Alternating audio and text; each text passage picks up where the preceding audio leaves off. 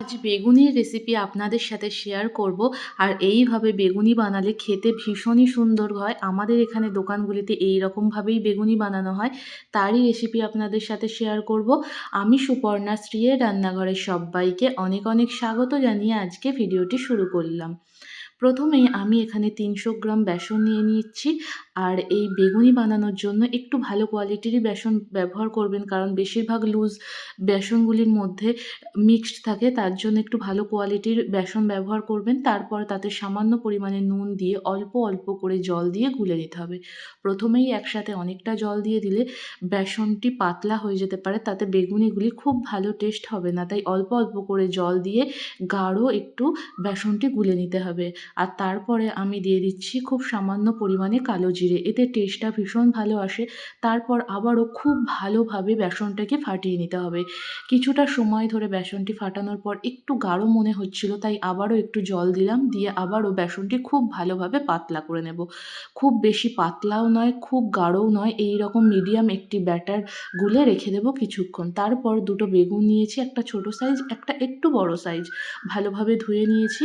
তারপর বেগুনের মুখটা কেটে একদম সরু সরু করে বেগুনি ভাজার জন্য কেটে নেব। যতটা সরু করতে পারবেন সেই রকমভাবে করবেন, তাহলে বেগুনিটা ভীষণ ভালো হবে। খুব বেশি মোটা করলে ভালো লাগে না, চেষ্টা করবেন যতটা সম্ভব পাতলা করে কাটার। আমি একটি বঁটির সাহায্যে একদম পাতলা পাতলা করে বেগুনগুলি কেটে নিচ্ছি। আর এখানে যে ছোট বেগুনটি নিয়েছিলাম প্রথমে সেটি কাটবো, সেটি পুরোটাই ব্যবহার করব। দেখুন একদম পাতলা পাতলা করে বেগুনগুলো কেটে নিচ্ছি। আর এই বেগুনগুলি কাটা, প্রথমটা কাটা হয়ে গেছে। তারপর যে বড় বেগুনটি ছিল সেটা থেকে আমি ৫ পিস মতো নেব, পুরো বেগুনটা ব্যবহার করব না, কারণ প্রথমটা থেকে অনেকগুলিই বেগুনের মতো সরু সরু করে পাতলা করে কেটেছি। তাই তারপর ৫টা বেগুন স্লাইস কেটে নিয়ে বেগুনটা অর্ধেক রেখে দেব। আমি এখানে এই ১.৫টা মতো বেগুনের জন্য ৩০০ গ্রাম বেসন ব্যবহার করেছি। এই এতটা মতো রেখে দিলাম। তারপর এইভাবে বেগুনগুলি সাজিয়ে নেব। সবগুলি বেগুন ভালোভাবে সাজিয়ে নিচ্ছি। এইভাবে বেগুনি বানাবেন, ভীষণ ভালো হয় খেতে, আর ঠান্ডা হয়ে গেলেও মচমচে থাকে। এই রেসিপিতে অবশ্যই একবার বাড়িতে বানিয়ে দেখতে পারেন। এগুলি ছাড়াও কয়েকটা ছোট ছোট হয়েছে, কারণ বেগুনের সাইডগুলোতে একটু পাতলা পাতলা ছোট ছোট হয়েছিল, সেগুলি রেখে দিয়েছি। তারপর উপর দিয়ে খুব সামান্য পরিমাণে একটু নুন ছড়িয়ে রাখলাম, এতে বেগুনের মধ্যে নুনের ব্যালেন্সটা ঠিক থাকবে। তারপর আবারও বেসনটা খুব ভালোভাবে ফাটিয়ে নিয়ে খুব সামান্য পরিমাণে বেকিং সোডা ব্যবহার করব। বেকিং সোডাটা একদম সামান্য পরিমাণে দিয়েছি, দিয়ে আবারও বেসনটি একটু সময় ধরে ভালোভাবে ফাটিয়ে নিয়েছি। যখন বেসনটি ভালোভাবে ফাটানো হয়ে যাবে, একটি বাটিতে জল নেবেন, দেখবেন বেসনটি ভেসে উঠছে উপর দিকে, তখন বেসনটি পুরোপুরি ফাটানো রেডি হয়ে গেছে। এবার কড়াই গরম করে তাতে বেশ কিছুটা পরিমাণ সাদা তেল দিয়ে দেব বেগুনিগুলি ভাজার জন্য। আর তেলটি খুব ভালোভাবে গরম হয়ে গেলে সেখান থেকে কিছুটা তেল বেসনের মধ্যে দিয়ে দেব, এতে বেসনের মচমচে ভাবটি ঠান্ডা হয়ে যাওয়ার পরেও থাকবে। অনেক সময় বাড়িতে বেকিং সোডা না থাকলেও এইভাবে গরম তেল মিশিয়ে নিতে পারেন। আবারও খুব ভালোভাবে বেসনটি ফাটিয়ে নেওয়ার পর বেগুনের স্লাইস নিয়ে এপিঠ ওপিঠ বেসনের মধ্যে ভালোভাবে চুবিয়ে গরম তেলের মধ্যে ছেড়ে দেব। একই রকমভাবে আবারও একটি বেগুনের স্লাইস নিয়ে বেসনের মধ্যে এপিঠ ওপিঠ উল্টে তেলের মধ্যে ছেড়ে দিতে হবে। কিছুটা সময় পর একটা পিঠ হয়ে গেলে অন্য পিঠটি উল্টে দেব। আর প্রথমে যেভাবে বেগুনি ভাজাটা দেখাচ্ছি এইভাবে যদি ভাজেন, দেখবেন ঠান্ডা হওয়ার পরেও ঠিক থাকবেন। দেখুন খুব বেশি লাল, হালকা একটু লালচে কালার ধরলে তুলে নিচ্ছি। পরে আবারও আরেকবার তেলের মধ্যে ভেজে নিতে হবে। এতে ঠান্ডা হলে মচমচে ভাবটা থাকবে। আর অনেক সময় বেগুনি ঠান্ডা হলে নেতিয়ে পড়ে, খেতে ভালো লাগে না, এটা কিন্তু খেতে ভালো লাগবে।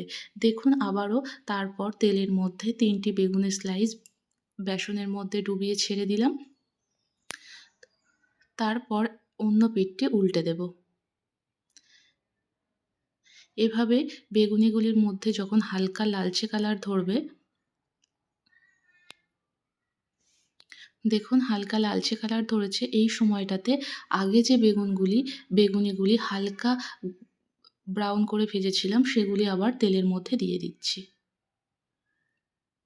আমাদের এখানে দোকানগুলোতে দেখেছি এইভাবে প্রথমে একবার একটু হালকা ব্রাউন হলে তুলে নেয়, দ্বিতীয়বার আবারও ভাজে। এতে কিন্তু টেস্টটা যেমন ভালো হয়, তেমন ভাজাটাও খুব ভালো হয়। তাই দুবার করে দিয়ে এভাবে লাল করে ভেজে তুলে নিচ্ছি। দেখুন এইরকম লাল করে ভেজে নিয়েছি, এবার বেগুনিগুলি তুলে নেব। আমি এইরকম লালচে করে ভেজে নিয়েছি বেগুনিগুলি। আপনারা যদি চান তাহলে আরেকটু লাল করে ভেজে তুলে নিতে পারেন। এইভাবে সবগুলি বেগুনি ভেজে নিয়েছি, এবার তুলে নিচ্ছি। আমার ভিডিওগুলি যদি আপনাদের ভালো লেগে থাকে অবশ্যই কিন্তু লাইক দিয়ে দেবেন। আর যে সকল বন্ধুরা এখনও চ্যানেলটিকে সাবস্ক্রাইব করেনি, চ্যানেলটিকে সাবস্ক্রাইব করে পাশে থাকবেন। আর ফেসবুক পেজ থেকে দেখলে পেজটিকে ফলো করে দেওয়ার অনুরোধ রইল। আবারও কড়াইয়ের মধ্যে বেগুনের স্লাইসগুলি প্রথমে বেসনের মধ্যে চুবিয়ে কড়াইতে দিয়ে দেব। আর প্রত্যেকটি বেগুনিও খুব সুন্দরভাবে ফুলেওছে। দেখুন এইরকমভাবে আমি বেগুনিগুলি ভেজে নেব। আর আমাদের বাড়িতে যেহেতু বাসন্তী পুজো হয়, তো আজকে মায়ের মাটির কাজ প্রায় শেষ হচ্ছে। পরের দিন থেকে রঙের কাজ শুরু হবে। দেখুন মায়ের মাটির কাজ আজকে এই পর্যন্ত হলো। আর বাড়িতে কয়েকজন কাজও করছে, যারা ঠাকুর তৈরি করছে তারাও, তাই সবার জন্যই বেগুনি বানিয়েছিলাম। আর এভাবেই সব বেগুনিগুলি ভাজার পর উপর থেকে একটু বিট লবণ বা চাট মশলা দিয়ে পরিবেশন করব। তবে আমি আজকে বিকালে মুড়ি কিংবা জলখাবারের জন্য বানাইনি। আজকে আমি ভাতের সাথে পরিবেশন করব। যেহেতু বাড়িতে নিরামিষ ছিল তাই আজকে আমি ভাত, আলু ভাজা, করলা ভাজা, ঢ্যাঁড়স ভাজা, গয়না বড়ি ছিল সেগুলি ভেজেছি, বেগুনি আর মুগ ডাল আর পটল আলু দিয়ে পোস্ত। ভিডিওটি কেমন লাগলো অবশ্যই কিন্তু কমেন্ট করে জানাবেন।